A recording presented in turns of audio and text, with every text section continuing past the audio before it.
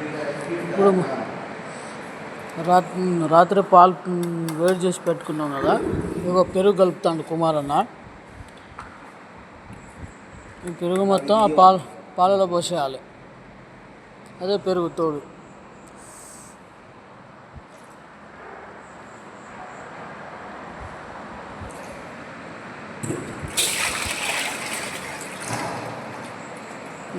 పెరుగు పోసేసింది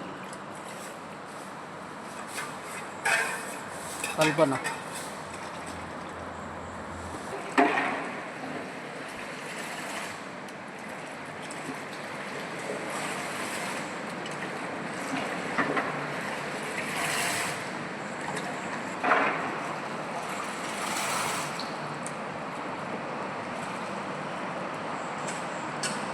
ఇట్లా ఒక్కొక్క బకెట్లో పోసుకోవాలి. అన్నీ లైన్లో పెట్టుకున్నా బకెట్ ముందు.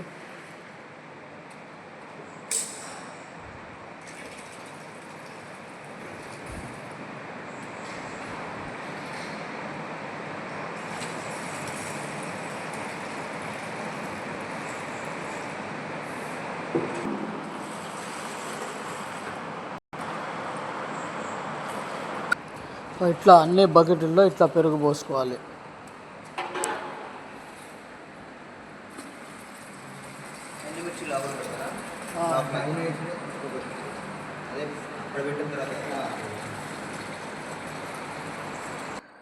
అన్ని బకెట్లలో ఇట్లా పెరుగు అన్ని బకెట్లలో ఇట్లా పోసుకున్నాం మొత్తం.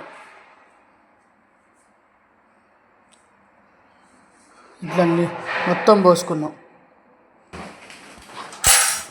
అయితే కుమారన్న ఇప్పుడు ఎండుమిర్చి వేస్తాను. ఎండుమిర్చి ఎందుకు వేస్తారంటే మనం ఏదో పెరుగు తోడినట్టు సిగ్నల్, దానివల్ల ఏం లే.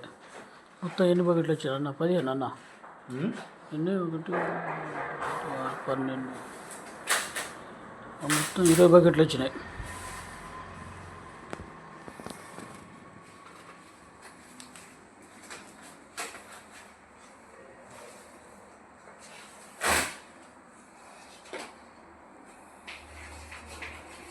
Okay, close.